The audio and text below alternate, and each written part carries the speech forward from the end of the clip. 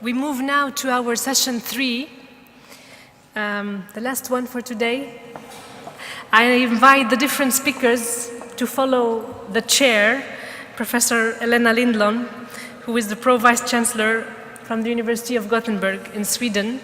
So I kindly invite Christian Timmerman, who actually just joined us from the airport. She had her flight canceled, so thank you very much for making the effort. And I have a USB stick with me. yes, we can put it here. Professor Marwan, yes, I see him. Professor Mohammed Abaili, تفضلوا, أهلا وسهلا. And Rami Ayoubi, you're here, great.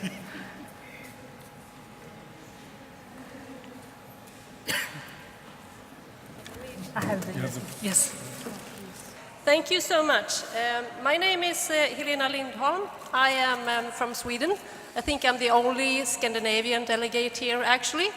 I'm the Pro-Vice Chancellor of the University of Gothenburg, and I'm so honored and happy to have been asked to host this panel, this session, on a highly important topic, actually. And I want to thank the organizers and the University of Barcelona and the city of Barcelona for welcoming us here in this very beautiful building, in this very beautiful city. I think it's an excellent setting, actually, for an event like this. Before we start, I'd just like to share with you also that there is a very beautiful patio outside with a very nice photo exhibition with photos from Spain in the 1930s, from Barcelona. And that exhibition actually reminds us that refugeeship and hardship is also part of our history. It's a historical process, historical phenomenon, and not, unfortunately, something that we encounter only today. The fact that we are in Europe and the Arab world living in turbulent times mean, I think, new challenges for all of us who are involved in universities and higher education. Global unrest takes, for sure, very different features in different parts of the world, and they cannot be compared. But globalization also means that we are increasingly connected and that we depend on each other. And that is true also for higher education, for research, and for universities.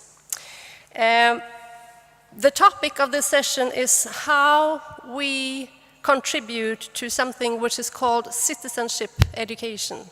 How do we educate citizens with the capacity to deal with today's global challenges and problems? Just to mention some examples from my own perspective. In Sweden today, as in many other parts of Europe, we are witnessing a contemporary wave of racism, xenophobia, populism, and anti-intellectualism. How do we as universities and higher education institutes deal with that? How do we contribute to educate students who graduate with the capacity, with skills of being citizens? And how do we, in different parts of the world, in Europe and the Arab world, how do we contribute to providing citizenship education for example, Syrian refugees, the lost generation of students who carry with them traumas, memories of war, loss, and displacement? I think we have a huge responsibility to work for students to graduate with a sense of a global citizenship. That could mean different things. According to UNESCO, educating citizens means to contribute to people to become clear-thinking and enlightened citizens who participate in decisions concerning society.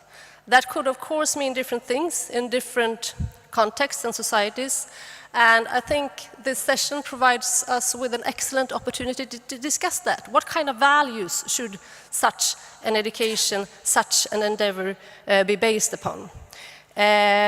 We have a very distinguished panel who will share with us their thoughts on this, and I will introduce them one by one as they speak, and I hope I can give them justice. They will all have 15 minutes each, and I think it's a good idea to allow for 2 questions after each speaker, and then we will see how much time we have left. I would really like to have a joint discussion if we can, and also if the panelists would like to reflect upon each other's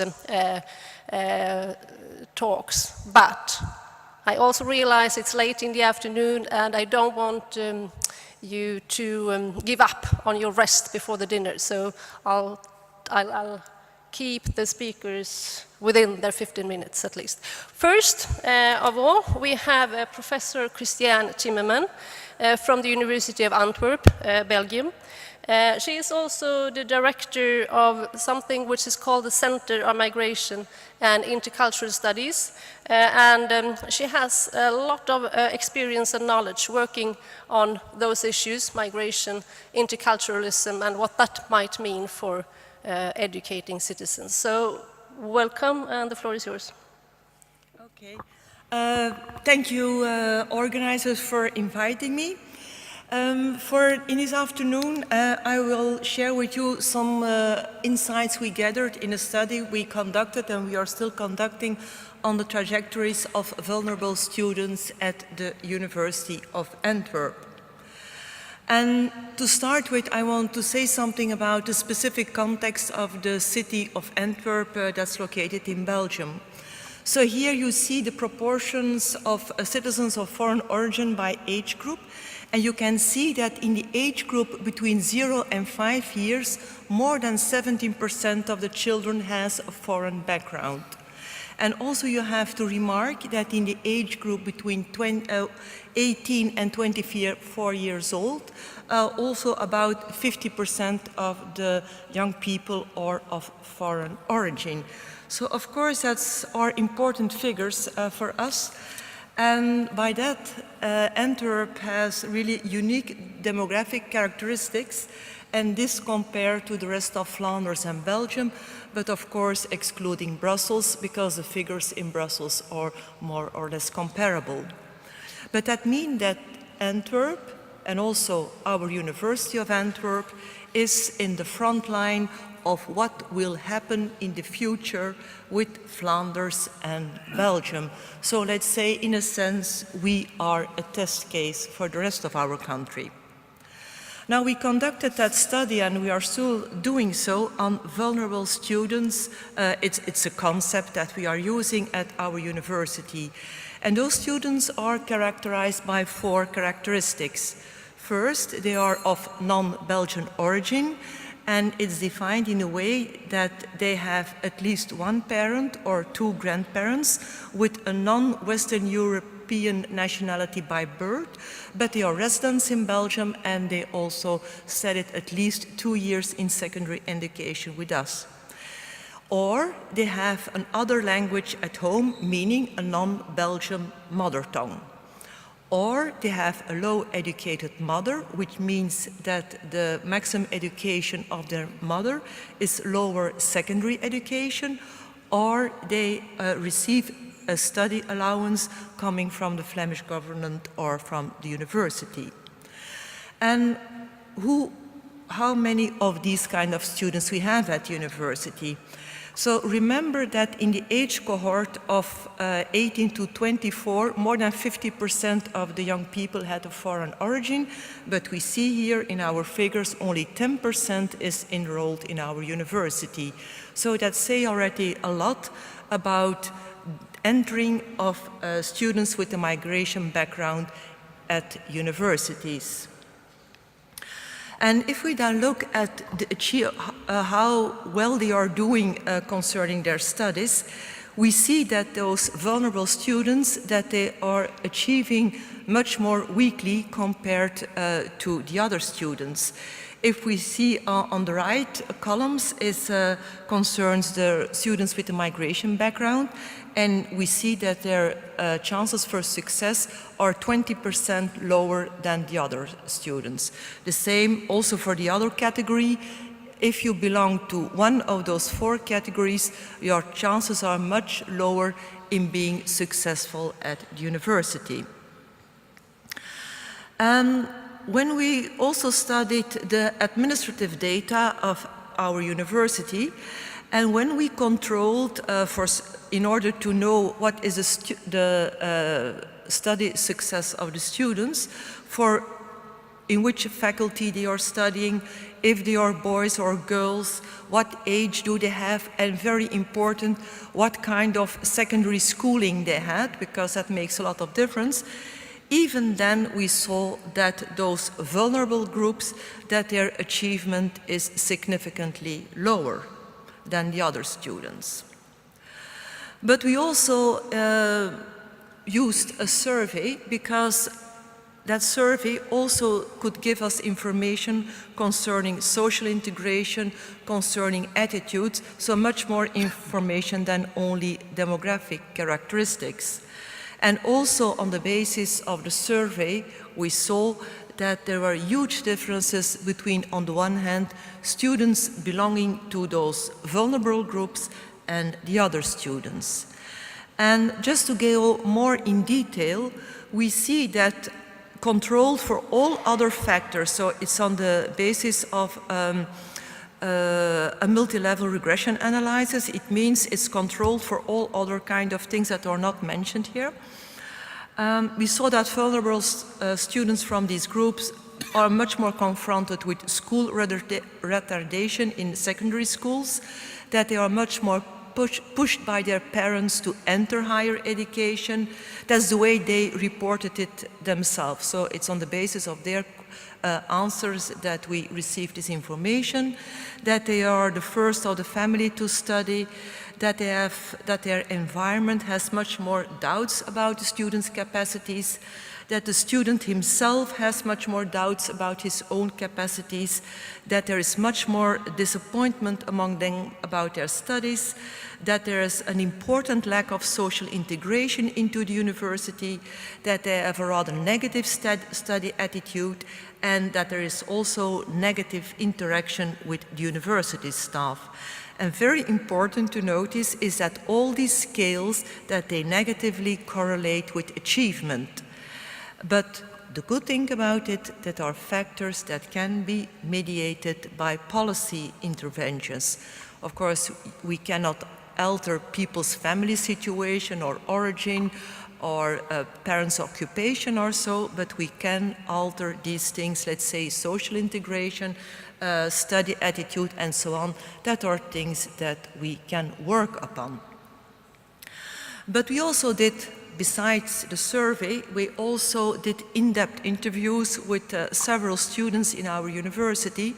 And important to notice is that we also did interviews with well-achieving students, so students who are doing very, very well, all students with an immigrant background. Say you are 50-50 divided, so let's say the successful and the non-successful students. And to our surprise, also they themselves testified of a lot of problems they were encountering at our university. There were issues of silent poverty. They also felt that they were still a little bit the exception at university, and very important that all the time they really had to struggle to get recognized. And yeah, let's focus a bit on that struggle for recognition. We could say that those students, that they gave examples and they testified of what could be called the intruder-imposter effect. So they said, I really feel here I'm not in the right place when I'm here at university. Or I have the impression that I really have to work much, much harder in order that I'm taken seriously. Or they say, yes, sometimes I'm doing well, and then they say, oh, for a Moroccan girl, you're really very clever. Or they say, yes, in order to pass, I really have to dress like the other white students. And they also testify that they have very little connections with the mainstream students, and that there is a lot of segregation. So students with an immigrant background, they sit together and apart from the white students. So in total, we could summarize that in their experience, that University of Antwerp is a high-cost social environment. So they need a lot of effort in order to feel part of that university. We have to say that were very unexpected results from our university, because our university is working very, very hard in order to get all students involved into our system. But to their great surprise, they are not successful in doing so. So obviously, on the basis of our study, we see that the sense of belonging is really missing among a lot of students. And we know from studies that that sense of belonging reflects negatively on achievement. Students who feel that they are not belonging somewhere, they will underperform. Now, as I said already, there are a lot of action programs going on at the University of Antwerp. They invest already a lot in what they hope to deliver: academic confidence, social and academic integration, study attitude, interaction with university staff. We have several very nice programs on study guidance for all kinds of students, also for the vulnerable ones. We have very interestingly a university-wide course on worldviews and religious perspectives. And our university is unique in that sense in Belgium. We are the only university in Belgium who are offering such a broad course on all kinds of ideological perspectives and all the religions that are represented in our country. And we just started also with a kind of integration program for Syrian refugee students in order to teach them languages and also to facilitate the recognition of their degrees. But of course, we have to do more. That is, of course, one of the conclusions of our study. So one of the things we really want to promote is a consequent monitoring of vulnerable groups. And therefore we can use our administrative data monitor of University of Antwerp. But an important thing is, but that's more applying to Flanders and Belgium and even to the EU, the definitions of who is a vulnerable student are not the same in each university and not in each country. And it should be very, very relevant if all EU members should use the same criteria for defining a vulnerable student. Another thing we want to promote is the institutionalization of our survey, because it gives us so much added value compared to administrative data. It tells us something about the attitudes of the students, about the way they feel integrated into university and all other relevant social factors. So, but the main thing that we have to do in our university, and also the government of our university is aware of it, and they have really taken that mission in trying to accomplish that, is creating more sense of belonging. And therefore they want to rely themselves on evidence-based interventions, and that we will do in collaboration with other universities. For example, we will work together with the University of Amsterdam, University of Rotterdam, and also with UCLA, because they have also very advanced programs from that perspective. Things that we are considering is improving interactions between all stakeholders involved, because many studies show that's very important, that the students, university staff, but also the communities, secondary schools, the civil society, that they really come together, discuss the issues, and that there is an outreach to each other. And that proves to give much better study achievement among the students. We also know that working in small classes with students, it's very relevant, because this allows much more interaction and among the students and also with the staff. We are also considering actions improving belonging at university, so that people can do some exercises in order to feel that they also have something to contribute to the university. There are very interesting examples, for example, from California. And another thing, and that's very specific for our university, we want to improve our course on worldviews and religious perspectives with giving more attention to intercultural awareness, because we saw that a lot of the students, that they are not aware about the challenges the students with an immigrant background are facing. So there is a lot of non-communication between the different groups, and we also want to integrate in that course more attention to citizenship in a diverse society. What does it mean? So, okay, excellent. That's it. Yeah. Okay. Exactly on time.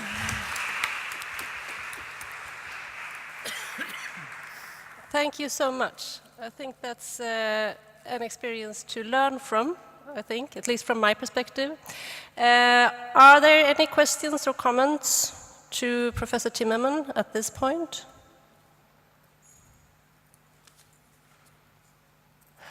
I have one. Do you see that there might be a problem with the term vulnerable students? Is there a risk of like pointing students out and creating a stigmatization? Yeah, it's a translation into English. We call it in Dutch kansengroepen. It means groups who should get better chances. That's a translation. But the students themselves, they don't know. For example, when we are doing that survey and the interviews, we just say that we want to improve the situation at University of Antwerp, and we ask all students to participate.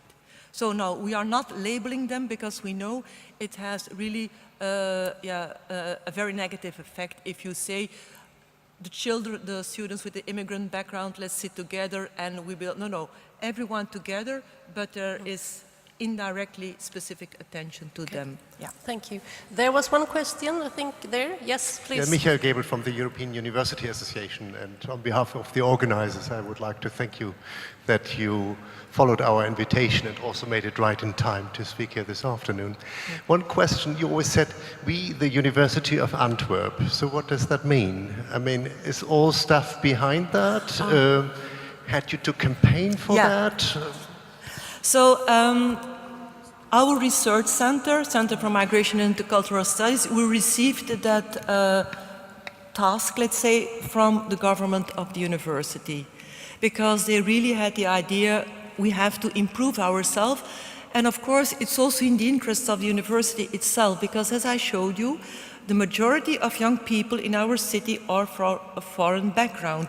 And if these students doesn't feel at home, not only in our university, but in all universities in Western Europe, I assume, then we have a problem. Then they don't have students anymore. Let's say, even from that perspective, of course, they want to work on it. They want all students, especially those so-called vulnerable students, performing better so that they can include them into the university. So it's really their mission. It's also one of the first statements in their mission, that it's enhancing diversity and excellence. That's it, diversity and excellence. That's the kind of mission nowadays of our university. We also now have a new rector, a new president, and also he is very much in favor of this mission, and they really hope to achieve something from that perspective. Thanks a lot. I think those words, diversity and excellence, I think those are good to frame this kind of endeavor. So thank you so much, and we'll invite and introduce our next speaker, who is Professor Marwan Awatani. He is also the president of the Palestine Technical University and the president of the Palestine Academy for Science and Technology, and a lot of other things, actually. So you feel welcome, and the floor is yours. Is the movie around? No, not yet. You need the movie first? No, but I need to have access to it. Okay, I will bring the link. I don't have it. Start with this.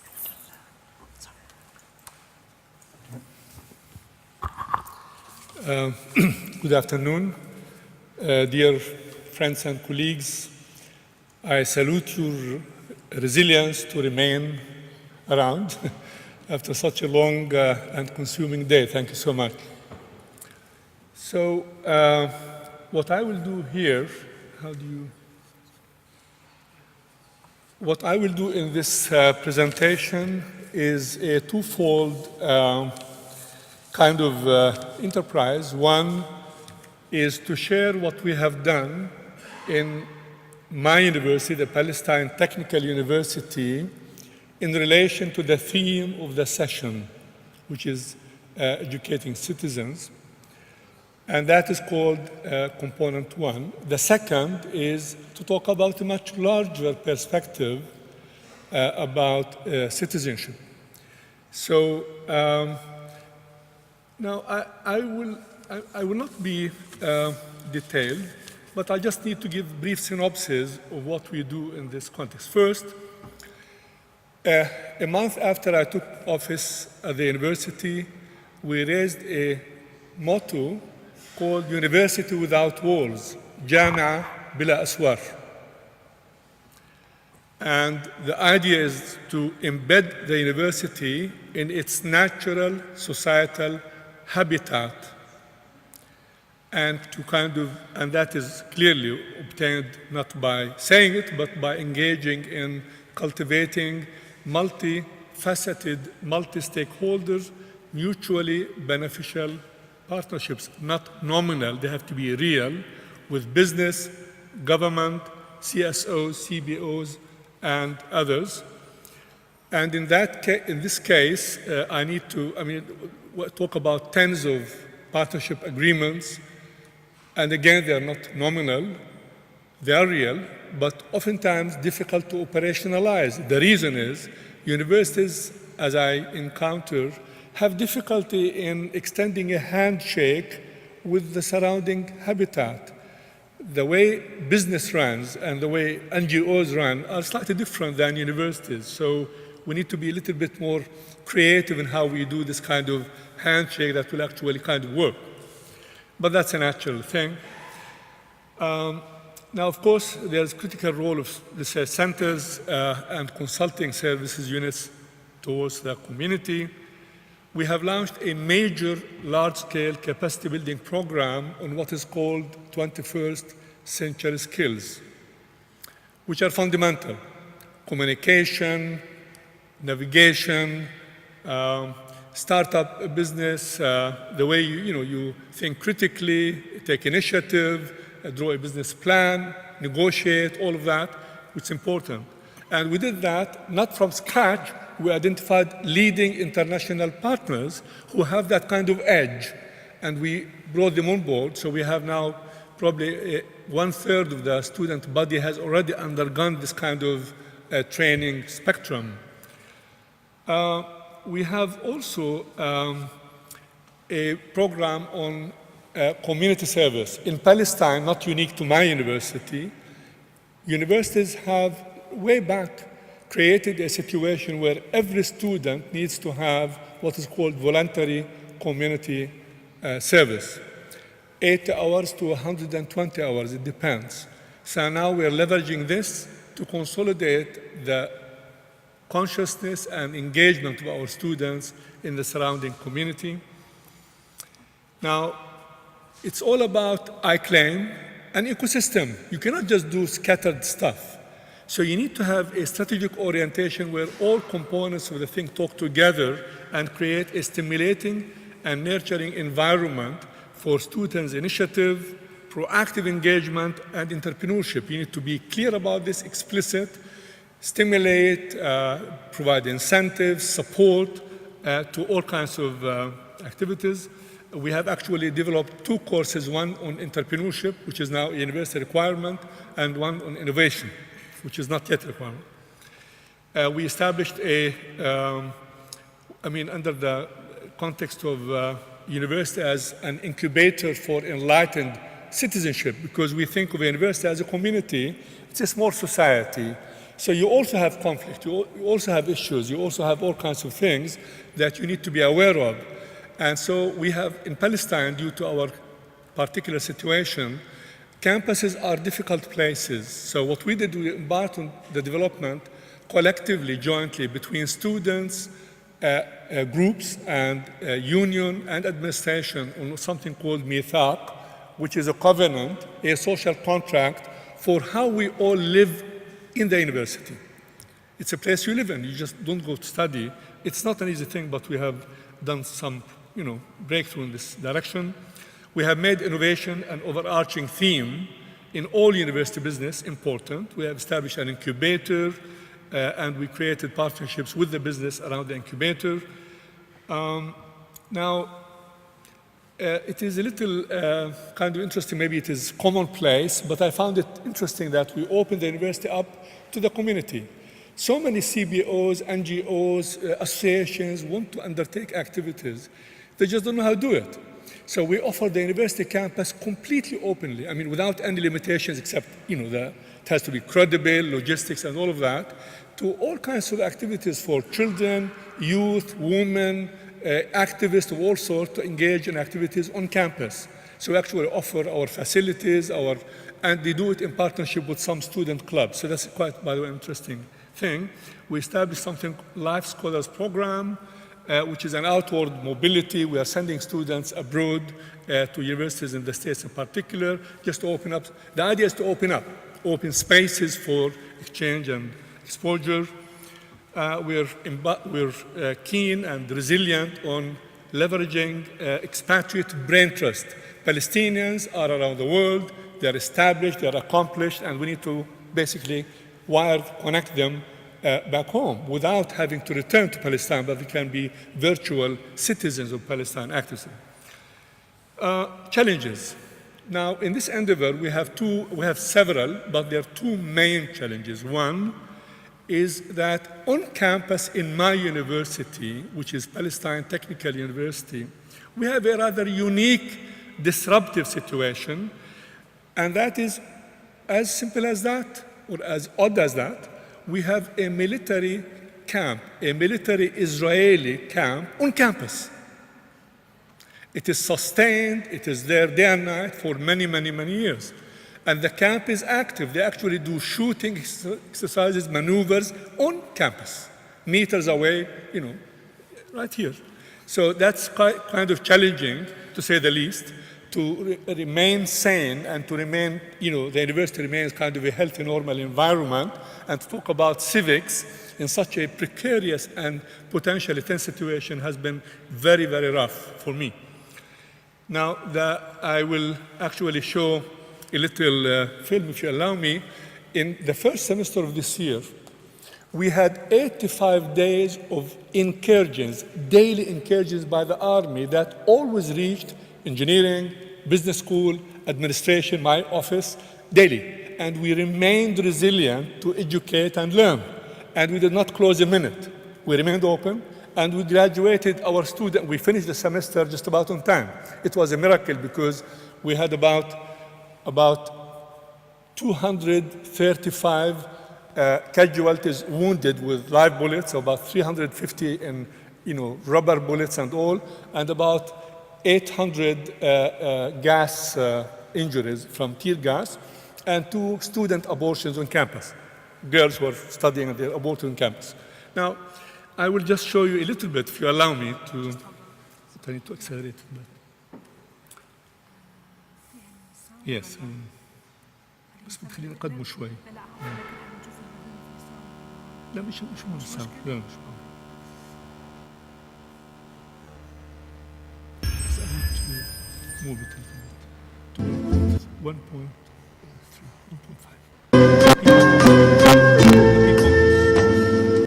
30 seconds. Yes.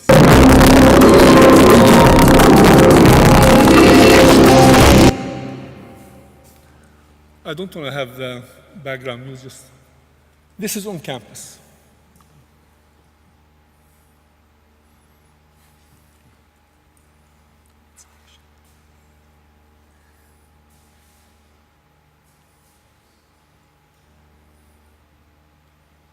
This is actual campus land.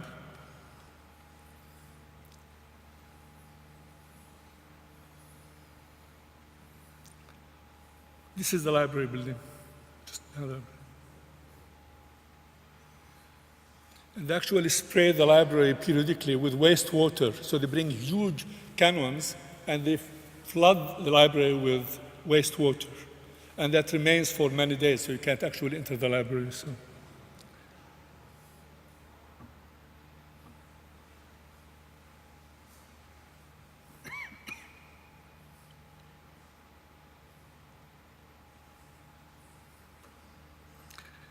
So anyway, this is how it has been for some time. Okay. Yes. So navigating the university on its normal course of teaching, learning, and research and community service is a little challenging under the conditions because daily you have all kinds of disruptions and surprises of all sorts, and the whole climate of the university is quite, Anyway, so that's one, and we have actually started a movement, international movement, to support my university's call for an army-free campus, a campus with no army, that's all. It's a very modest kind of goal, and we're working with the International Association of Universities for that. Now, there is a Palestine-wide challenge, and that's even more serious to my mind. Now, in Palestine, I think it's probably the only place in the world today that you have no mobility, nothing. Palestine is closed. You cannot have a student from Norway come to Palestine. It doesn't work. You cannot have a professor from America come to Palestine. It doesn't work. It's simple, all kinds of, symbolic restrictions, but the end result is that all Palestinian universities are homogeneous. It's the only place in the world that all students are Palestinians, all faculty are Palestinian. How boring. It's quite boring to be in a place like that, You need to have some Chinese, some Europeans, just to make it more fun. So that's quite a limitation, and I really call for a targeted mobility initiative towards Palestine. Let's put alone Erasmus and mobility. I'm talking about a targeted exercise to open Palestine to the world so people come. Anyway, so that is a challenge. Now, let me talk about the second component, which is a little bit more, it's more open, and that is an initiative, a suggestion here to co-create together a universal core curriculum on planetary citizenship. Now, you all know everything. I don't have to say why. We talk about globalization, shrinking world, global village, but you know what? If you talk about citizenship, there's so many ways you're a citizen. You're a digital citizen of a community, of a country, of the Arab world, whatever, but more than anything else, you are a planetary citizen. So it is one common learning experience that every Chinese, American, Palestinian, Asian will undertake. One common experience. And that is, by the way, reminiscent of what you've done. Now we need to, yes, now there are challenges about the business model, and we have some ideas in the direction. The rationale is clear: transformative powers of ICTs, shrinking distances, social networks, multiple perceived identities, evolution of global empathy, widening horizons, the increasing vulnerability to the. Now, what does it include?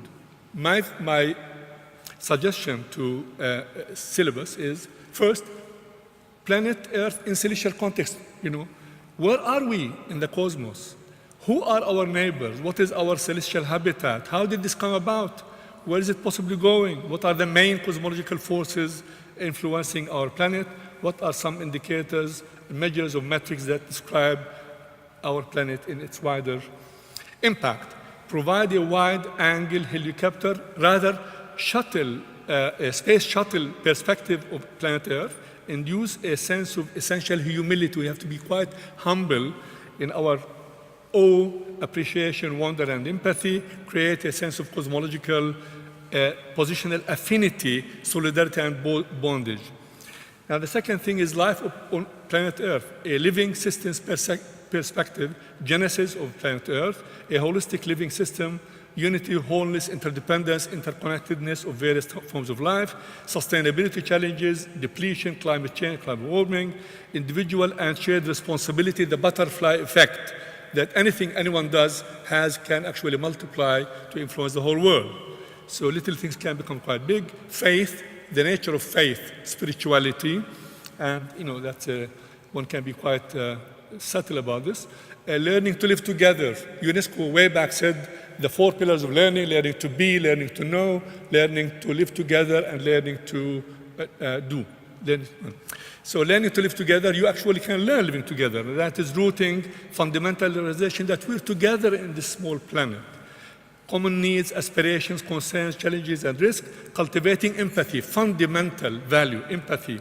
Predisposition and hardwiring. We are hardwired for empathy, but if you don't cultivate it, it shrivels.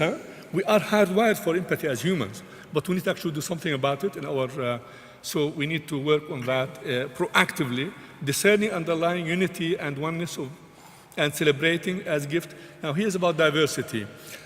People talk about tolerance. Tolerance can go to hell. We need to celebrate diversity and not to tolerate others. Diversity is synonymous to life. God created life in diversity. So we need to be clear that we're really celebrating that in every form and shape. Cultivating global civility, and I am learning to be, unfolding the treasures within. Each of us is unique. We have to learn as human beings how to actually realize our gifts and potentials. In a diversity, we are all wired differently, configured differently. Our operating system is quite different, by the way, and that's why oftentimes people have fight. They actually divorce because they don't communicate well. It's just because the operating system is not. Huh? We are running out of time.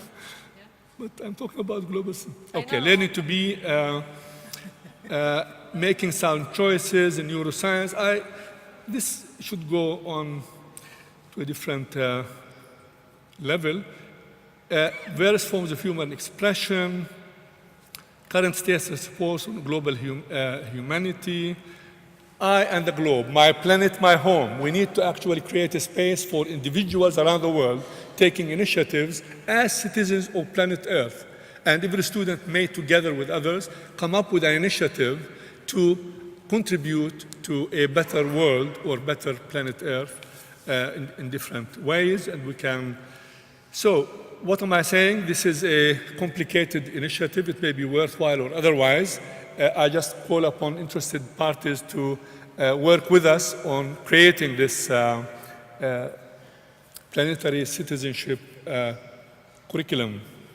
Thank you. Thank you.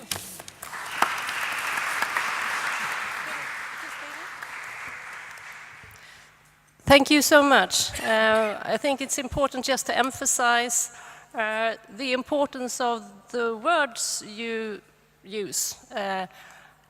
Universities without walls, for example, it has a particular meaning in a Palestinian context, of course. And I was actually affiliated to the Birzeit University in 1994, and already then there was all this closure and difficulties and challenges for universities to do their work, actually. So I understand what you are saying. Are there any? It was a strong presentation. Are there any questions or reflections at this point to Professor Awartani? Are you getting tired? Hungry? Okay, so maybe you would like to come back in the plenary when we try to gather the panels. So our next speaker, the third panelist, is Mr. Mohammed Abaili, who is the Deputy Vice Chancellor for Academic Affairs at the United Arab Emirates University. You are very welcome. This is one. Sorry, forgot.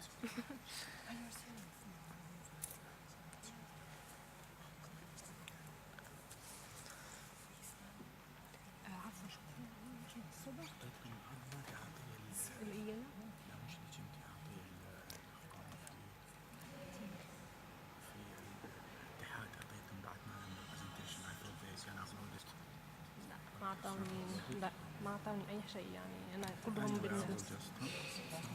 لا لا ما معي أي presentation أنا ظنيت إنه تكون لا لا لا هذه يعني it's a part أنت أعطيتها لي ما بعرف اسمه ما وصلوا لي أي شيء مش عندي على my email. Yeah. You want to check the email? Can I keep it here? Yes. I can just. I'm gonna give oral. Oral, you don't mind? I don't Okay. mind. So we're running out of time, so I don't wanna. Everybody's asleep. Okay, yeah. Is it an evening or it's still afternoon? Good afternoon, everybody. It is really indeed a pleasure to me to be with you in this beautiful city, Barcelona. And I would like to also echo my friend's remark to commend you and praise your resilience and patience to remain awake until this hour. It has been a long day for all of us. It reminds me of a personal story I had a few years ago. I was invited to a conference like this, and when my time came, it was late like this afternoon. So I entered the room, I opened the presentation, so I was waiting for audience. The room was empty, so I waited for 15 minutes. I had only 20 minutes to talk. So 5 minutes before the end of my presentation, a guy came in and sat in the front row, and he waited until I finished my presentation. After I finished my presentation, the remaining time, I asked him whether he has any question, or he said, no, I don't have any question. I said, okay, I'm leaving. So please, he asked me a favor. I said, why are you asking me a favor? So he told me, I am the next speaker. I'll be speaking after you. So if you don't mind, just wait for me a few minutes if nobody comes, so you can give me a ride back home. We live in the same city. So it is really, indeed, excuse me? Although I have problem with my presentation, it's not been uploaded to the system. However, I will just talk about the important topic that the people, the organizers have chosen for this conference, educating citizenship in the 21st century. I will talk about a personal experience, the United Arab Emirates University experience, and how did we try to educate our students to become universal citizens. Citizenship is an emerging and vital concept, especially nowadays. In the increased number of terrorism, racism, extremism. So I think education is one of the vehicles that may use to encounter and limit those phenomena. Citizenship has a multi-layer or multi-level dimensions. We're not talking about local citizenship. We're talking about local citizenship. We will educate our children based on the local values, local interests, local ambitions, local objectives, goals. And also, it's not a concept of a regional citizenship, although the regional, it's broader, however, it's not the optimal citizenship that we are seeking. But the optimal citizenship that we should be striving to accomplish is the universal citizenship, to prepare our students to become universal citizens, to appreciate the virtues, the value, the international values of all mankind, regardless of ethnicity, color, sex, gender, whatever the demographical variables that may be accounted for. So therefore, in the United Arab Emirates, we try to show a model, a universal model, that we cultivate and incorporate all of the nationalities in one small country, which is called United Arab Emirates. Just for your information, those who are not familiar with the United Arab Emirates, it's a tiny country of a population of 9.2 million. Only 12% of the 9.2 9.2 million are nationals, locals. The rest are coming from 200 nationalities. We have living in the United Arab Emirates in peace and harmony, enjoying the lifestyle in United Arab Emirates. No discrimination, no whatever sexism that exists in the country. We treat people equally regardless of their religion or sex or gender or ethnicity. This is a successful model that we would like to share with the entire world, that this country, although it is surrounded by probably turmoils, lots of activities, terrorist activities, however, this country is living in peace and harmony. The United Arab Emirates University is that university that I work in. It is the national university that was established in 1976. The government or the leadership of the country, they decided to bring people all over the world. We have around 14,000 students.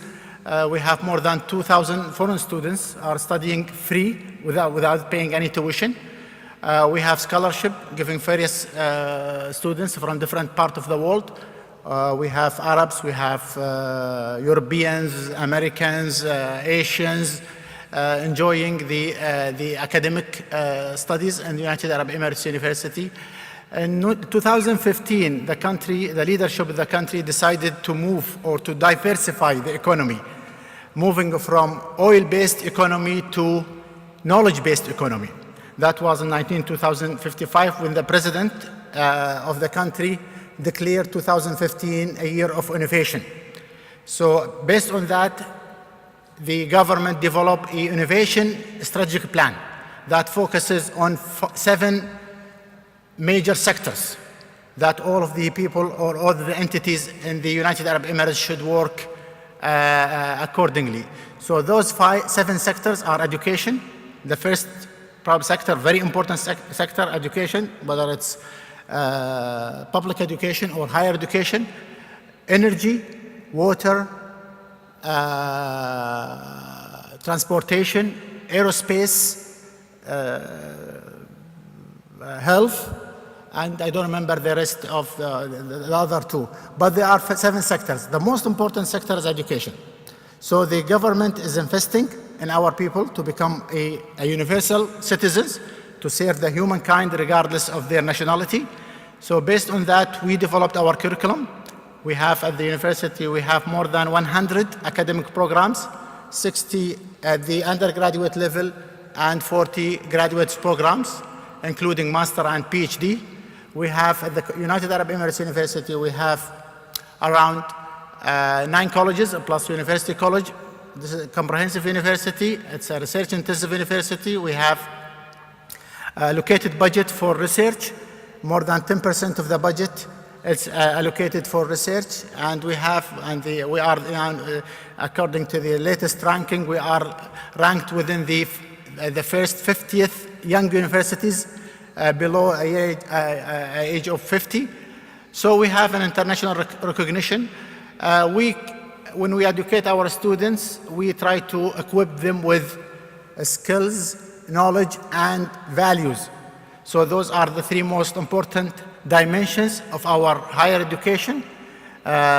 We care a lot about our virtuous citizens, because we believe that our students will be the leaders of the country in the future, and they have to be educated according to the latest academic standard and advancements in their fields and also in their area of inquiries. Also, we have a cultural, or we have also a community engagement. We ask our students to serve in voluntary work. They have to at least to exert 1,000 community voluntary work hours before they receive their degrees, before they graduate. So this is part of the appreciation of the community and give back to the community whatever they have, whatever the country is investing in. We have also very strong partnerships with various universities around the world. We provide our students with study abroad experience. We send them to receive cultural experience, academic experience in various parts of the world. We send them to South Asia, we send them to Europe, United States, and various parts of the world to receive an international experience. This is part of their development. And when they come back, definitely they will have a clearer picture and a clearer also understanding of how other cultures function. And also they serve as ambassadors for the United Arab Emirates and also the rest of the Arab world to show them what are the Islamic and the cultural heritage and values that they may demonstrate while they are there, while they are studying abroad. So the focus of our higher education, not only to educate our children and to give them a certificate or a degree for employment. However, we will try to equip them with the necessary 21st century skills that may help them to flourish and also to contribute to the society, local society, regional society, as well as a universal society. This is part of our mission in the United Arab Emirates University to help others and also try to interact and collaborate with others wherever they are, whatever nationality they have, and whatever the background they carry. So we are trying to educate universal students regardless of their origin. That's part of our mission towards higher education in the United Arab Emirates. Thank you.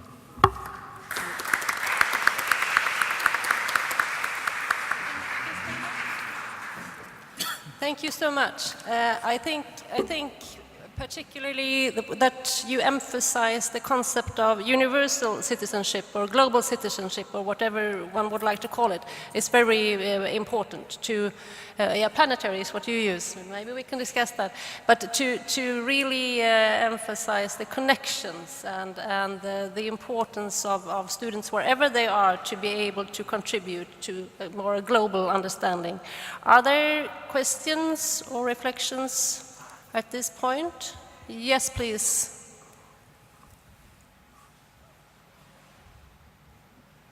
Hi, my name is Sana, and I'm currently interning at the Union for Mediterranean at the Division of Higher Education and Research. I have a question for you, Mr. Regarding the community and the voluntary work that you mentioned that your students do, I find it a very nice practice. Since I'm a student coming from Slovenia, actually the voluntary work or the social work that the students have to do is actually in a way of kind of like punishing students. So I think here is like a really nice example of how can universities and students coming from Europe learn from your example. Also from an example coming from Palestine, I heard that the students also do some voluntary work. And if you can elaborate a bit more on what kind of work does students do? Is this development projects or more charity? And yeah, thank you. Thank you. Yeah, yes, definitely. We encourage our students to participate and engage in various activities, societal activities. Part of that, voluntary work. They have to choose wherever the sector that they would like to work in: charity, disability, also with the various entities and ministries. Also, lately we introduced the military service that all students or all people from age 18 to 30, they have to serve in military, not to encounter the probably aggressive acts from various countries, but at least to teach them the skills that the people that they need to appreciate the wealth that the country. It is a wealthy country. However, we try to educate our children to live under different circumstances, a wealthy circumstance, a deprived circumstances.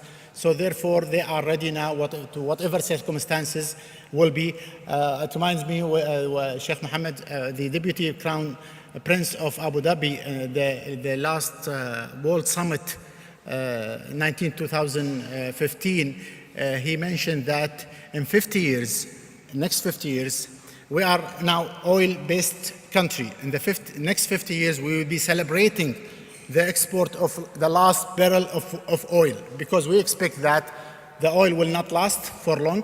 With us, the expectancy of the oil in the United Arab Emirates around 50 or 60 years. So we have to prepare our generation for that time, for the next 50 or 60 years from now. And at that time, when we become a knowledge-based society that depends on the mankind, depending on the human capital, we will not be needing an oil, because definitely lots of nations, lots of countries now working towards finding alternative solutions for energy. So definitely the oil will not be the only or exclusive source of energy. So therefore, at that time, we have to be very prepared to develop our country further and further, regardless of the source of income that we depend heavily on. So that's why we are now diversifying our income, not depending on one source. However, it is going to be a multiple sources for income to prepare our next generation for the future. Thank you. Professor Awatani, did you want to reflect on that as well, on community work for students? No? All right, then we have, thank you so much. Our very last speaker for today is Dr. Rami Ayoubi, who is currently at the International Development Team at Cardiff Metropolitan University in the United Kingdom. And he is also head of the National Erasmus Plus office in Syria. And I gather from your CV that you are an expert on higher education and knows the system well in both Syria and the United Kingdom, actually. So we look forward to listen to you. Yeah. Thank you very much. Thank you, Chair. Thank you, dear panelists, and thank you, colleagues.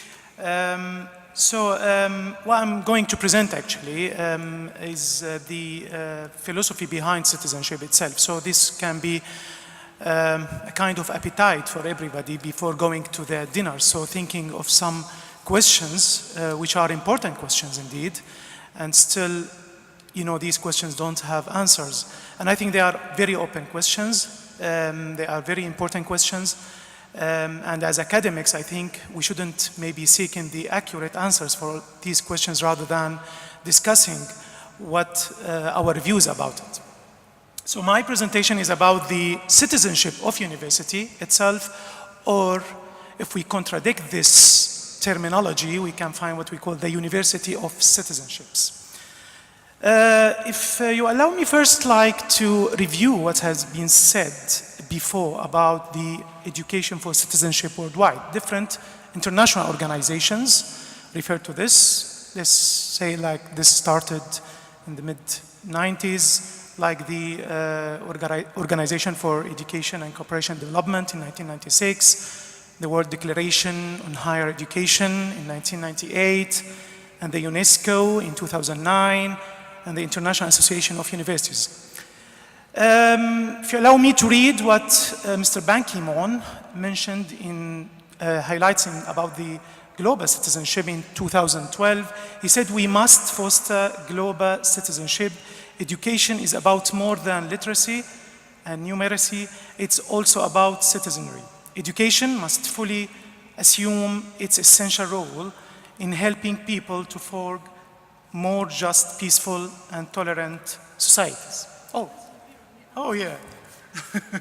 Should be there. Sorry for that.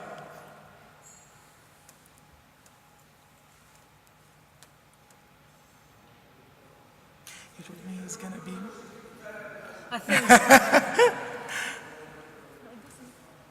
You told me it should be from there. Well, keep going. I will see what. Keep going. Yeah, all right. So, I mean, from this we may have some critical issues to discuss, actually. What is citizenship by itself? And does it matter when I say citizenship, when I say nationality, when I say these terminologies? As academics, what does it mean for us? I mean, in contradiction to the terminology citizenship, we have the terminology university itself. Okay, is it a silly question when I ask what does university mean? Is it, I don't know, is there any answer for this? I mean, these are very important questions that we need to discuss as academics. Now, is there any contradiction between the terminology citizenship and the terminology university? And if we talk about educating citizens, who is educating who?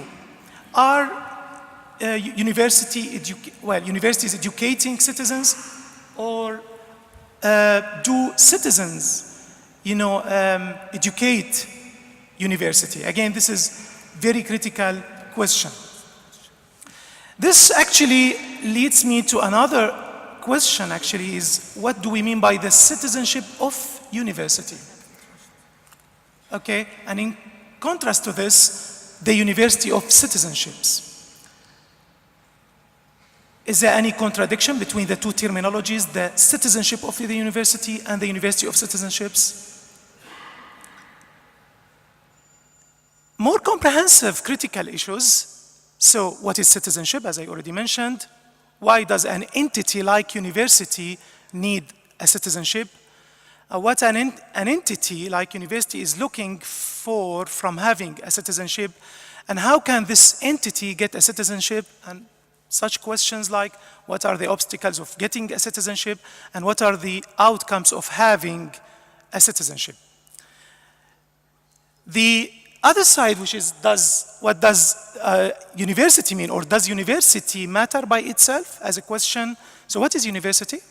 Silly question? I don't know. Why university does exist as a university? Why we are existed as a university? And how can a university be existed? What are the obstacles, the challenges of creating a university? Okay? And what are the outcomes of having a university? And this actually leads me, yesterday I was thinking at night, what can I propose as a new concept for this? I propose like a new concept of what I call is the CV of a university. We used to hear the word like CV of person, CV of person usually. But we don't have like what we call CV of company, CV of organization, CV of university by itself as an entity. This is an example for the University of Oxford. If you look at the University of Oxford, the name, my name is Rami, okay? This is what mentioned in my CV. And in the CV of the University of Oxford is mentioned name University of Oxford. This is my name. I am the University of Oxford, and my name is University of Oxford. But what was my name on birth? Okay, was it the same name? I'm not good in Latin language. That was written in Latin language, right? And what is my statement? Every CV gets a statement like, I'm looking for better opportunities in the future. And the statement of Oxford University is, the Lord is my light. What is the date of birth? My date of birth is 1975, okay? And the date of birth for the University of Oxford is 1096. It apparently is older than me. So the University of Oxford itself gets experience more than myself as Rami. The place of birth is Oxford, UK, and now is the critical issue, is the current citizenship for the university like Oxford is British citizenship. Of course, the other things like, what's mentioned in the CV, the awards, the memberships, etc., etc. So the citizenship of the university as a concept, we can say like if the university entity belongs to a specific place, we can refer to its citizenship as belonging to that place. For example, we are in the University of Barcelona. Barcelona University, which means that the citizenship of Barcelona University is Barcelona, Spain, Catalonia. Now, contradict to this, the University of Citizenships is, for example, if the citizenship of the university is Spanish, but its current status is international, meaning having international students, we can call, for example, Barcelona University is a Spanish university with international diversification. Now, if we contradict both concepts together in this grid, we can see in the horizontal is the citizenship of university. I don't know if you can. Yeah, this is the citizenship of university. So if we say, like, for the University of Barcelona, it's a Spanish university, according to this concept. So we can say it's local by this concept. While if we look at the University of Citizenships, what does it mean here? University of Barcelona has got international students. It means like it's an international university. So it is local by its citizenship because it's Spanish, but it is diversified by meaning because it's international. So University of Barcelona is international university. Can we say it's a global university? I doubt. And so any university that's claiming to be a global university, this is very critical issue here. Because University of Barcelona is not the United Nations university. Okay, and we don't have a university which has dual citizenships. At the end of the time, each university is belonging to the higher education system to a country.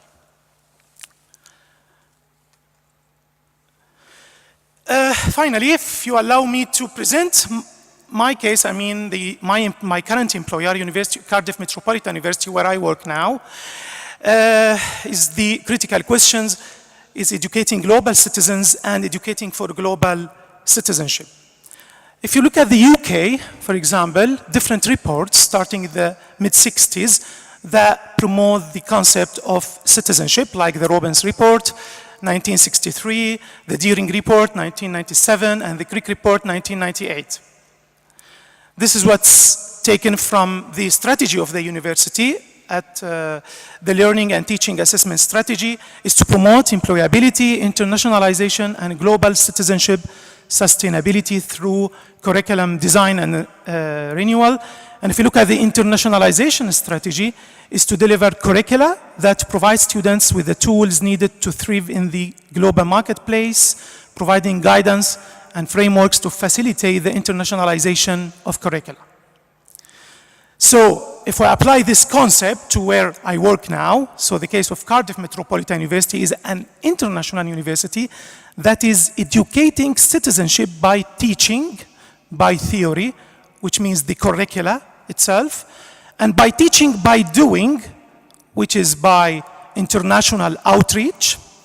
So but the citizenship, it's a UK university, okay? So the citizenship of this university is a UK, is a British, with very international outreach and diversification, which is University of Citizenships.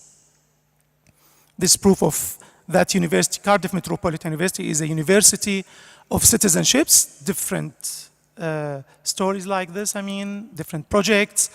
And if you look at a university which has like more than 15 partners now, almost 20 partners, diversified all over the world, delivering the courses of Cardiff Metropolitan University. And when you have like more than 50% registered students are attending the degree of Cardiff Metropolitan University, it means like this university is a university of citizenships. Thank you very much.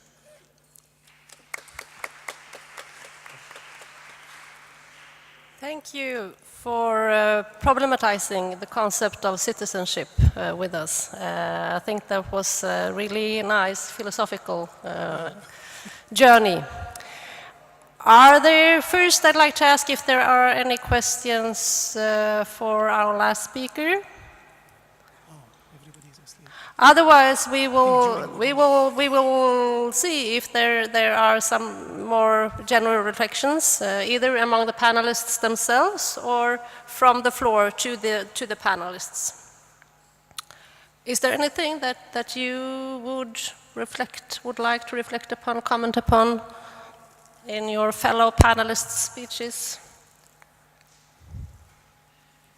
Are you all that tired? Yes, please, there was one.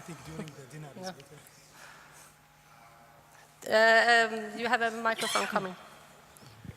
Thank you. Thank you all again. I'm Syrian. My citizenship is Syrian. As everybody here, I didn't choose my citizenship when I was born, although I'm still proud of it, and I will always be.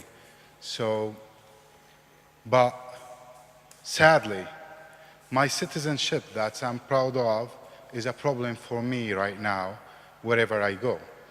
And I hope educating others about the concept of citizenship will help them understand more my citizenship problem and accept me more and do not refuse me depending and judging me just on my citizenship, which again, I'm proud of, and thank you. Thank you. It's an important reminder to all of us. Actually, I think that citizenship is in a way a problematic term when it comes to defining like nationalities, like you say. And also in our current world, globalization has reached a lot of backlashes, actually, where nationalities, borders, and territories are becoming more important again. Fears are rising, which tend to emphasize and secure borders and making refugees a security issue for European countries, for example. And I think that someone said, I can't recall whom it was in 1919 when passport was you were required to hold a passport to travel, that being in lack of a passport would be the worst thing that could happen to a human being, almost. So I think it's important that we remember what you say. And when I think of global citizenship, that's something else. That's something which is based on values that could be discussed and problematized. And maybe we are not all the time unified on those values. But I think if you confine it to humanism and empathy, I think that's what it would be all about. And I think that we have a real challenge to educate our students in those concepts today. Any more reflections? If you insist, I can. After the Yeah, thank you. Oh, sorry.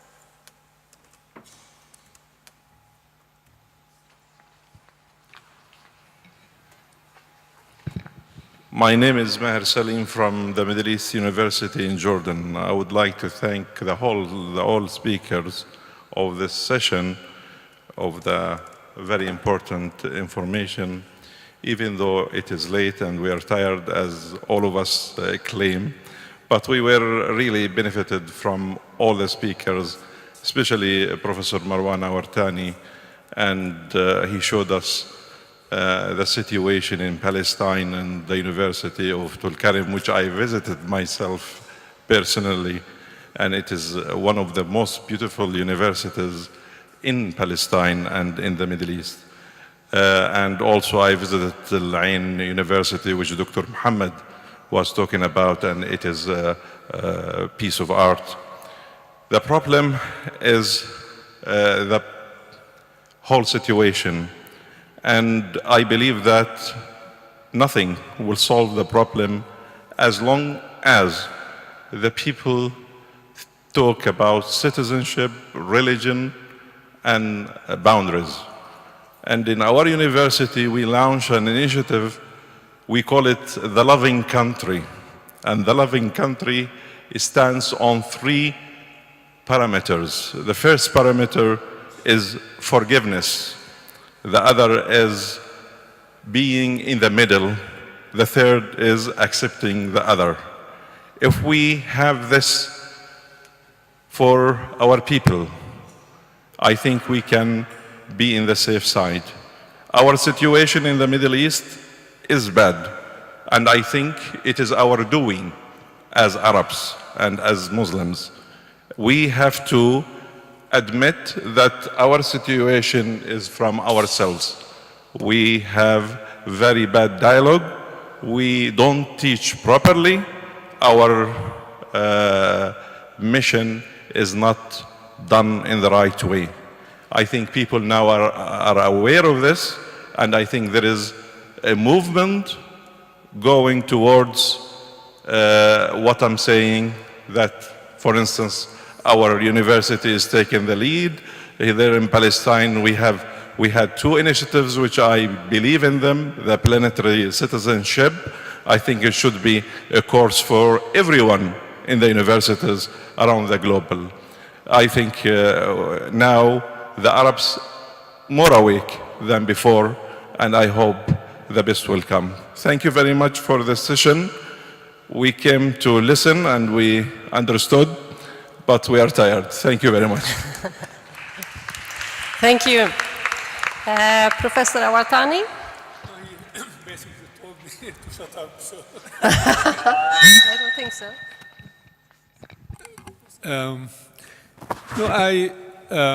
The issue of global, universal, international is a complicated and subtle one, so I'm going to avoid it, but there are, fine differences. I am not talking about citizenship as equal to passport. We're not talking about that really. So we're talking about civic values like equality, diversity, respect, integrity, openness. These are not, passport-related matters. So that was in my mind. And now talking about planetary citizenship is not really a choice. Life is evolving as such. Our children spend several hours a day on Facebook. They are experiencing some kind of universal ecosystem whereby their values, mindsets are changing. So if we do not take a proactive approach and lay the foundation of what we believe in to be a universal kind of, curriculum that will be reflect our common humanity, some distortions will happen anyway. So that aside, I need to go back to Palestine. I don't want to, sound emotional. I shouldn't, but it is really necessary that when we talk about mobility and globalization and Erasmus and all the money around and all that, just go back to the basics. We cannot accept to have a campus occupied by an army and establishing a shooting range on campus. This is a daily encounter. We have army shooting on campus. So we believe that we need to have some sort of a civilized statement that says, this is unacceptable. That's one. Two, that, and we need, they need to withdraw. Two, the issue of mobility. Now, I am partially a mathematician and partially a philosopher. I am really sad to see my student body so uniform. You cannot imagine how impoverishing and limiting. All students are cousins, and all teachers are their in-laws, and all the administrators are their neighbors. It's a very narrow neighborhood style ecosystem. You cannot really educate people and widen horizons in a corner like that. So we really need to open Palestine to the world. We need to be clear about this. Americans, Japanese, Spanish, Italians can go to Palestine and study a course in mathematics. Professors can come on sabbatical for a semester. What is so sinful about it? We don't want solidarity. No, we just want them to come and teach or do research. That's not allowed. So I honestly believe that these two matters for Palestine have become paramount. And I would... Yes, thank you. I also think that an army-free campus is kind of a modest request or modest claim. I think that we have come to a point where I would like to thank the panelists. You've been a great panel. You've been efficient and delivered your speeches in time. And thank you also to the audience that you stayed with us for the whole afternoon. So thanks a lot to everyone.